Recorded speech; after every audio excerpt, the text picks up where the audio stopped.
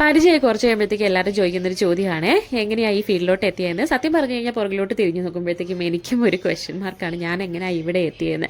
അങ്ങനെയൊക്കെ ചിന്തിക്കുമ്പോഴത്തേക്കും ഞാൻ വേറെ ഏതെങ്കിലും ഫീൽഡിലോട്ട് ഇപ്പോൾ ജോലിക്ക് പോയിരുന്നെങ്കിൽ എനിക്ക് ഒരിക്കലും ഇതിൽ കിട്ടുന്നൊരു സാറ്റിസ്ഫാക്ഷനും സന്തോഷവും ഒന്നും അവിടെ കിട്ടുമെന്ന് എനിക്ക് തോന്നുന്നില്ല.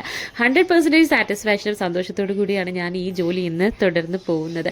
നമുക്ക് എന്തെങ്കിലും ഒരു കാര്യം നമ്മൾ മനസ്സിൽ വല്ലാതെയൊക്കെ ആഗ്രഹിച്ചു കഴിഞ്ഞാൽ നമുക്ക് ആ ഒരു കാലത്തിൻ്റെ ആ ഒരു ഫ്ലോയിൽ നമുക്കൊരു ബ്ലെസ് ആയിട്ട് അത് കിട്ടുമെന്ന് പറയില്ലേ, ആ ഒരു ബ്ലെസ് ആയിട്ടാണ് ഞാൻ ബേക്കിങ്ങിനെ കാൽക്കുലേറ്റ് ചെയ്തിരിക്കുന്നത്. കാര്യം വേറൊന്നുമല്ല, നമ്മളെ ട്രസ്റ്റ് ചെയ്യുന്ന ഒത്തിരി പേര് നമുക്ക് എവിടെ ചെന്നാലും, നമുക്കിപ്പം ട്രിവാൻഡ്രം ഡിസ്ട്രിക്റ്റിൽ ഞാനിപ്പം കേക്ക് സെയിൽ ചെയ്യുന്നത്, അപ്പം ഇവിടെ എവിടെ ചെന്നാലും നമുക്ക് ഏത് സ്ഥലത്ത് ചെന്നാലും നമുക്ക് ഇവിടെ ബന്ധുക്കളുണ്ട്, നമ്മൾ അറിയാവുന്ന ആൾക്കാരുണ്ട്. അതുകൂടാതെ തന്നെ നമ്മളെ കാണാത്ത ഒത്തിരി പേർ വിദേശത്തിൽ നിന്നിട്ടായിരുന്നാലും നമുക്ക് ഓർഡേഴ്സ്, നമ്മളെ വർഷങ്ങളായി അറിയുന്ന ആൾക്കാരാണ്.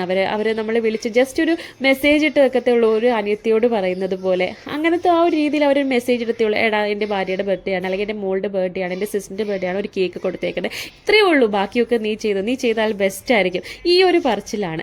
എഞ്ചിനീയറിംഗ് കഴിഞ്ഞ് എന്താണ് നെക്സ്റ്റ് എന്ന് ചിന്തിക്കുന്നതിന് മുന്നേ ആയിരുന്നു കല്യാണമൊക്കെ. അത് കഴിഞ്ഞിട്ട് ജോലി, പിന്നെ കുറേ പഠിച്ചു, അങ്ങനെയൊക്കെയുള്ള കാര്യങ്ങൾക്കിടയിൽ മോള് ആയി. പിന്നെ മോള് കഴിഞ്ഞിട്ട് മോളുടെ ഒപ്പം കിട്ടിയൊരു ബ്ലെസ്സാണ് കേട്ടോ എനിക്ക് ബേക്കിങ്ങും.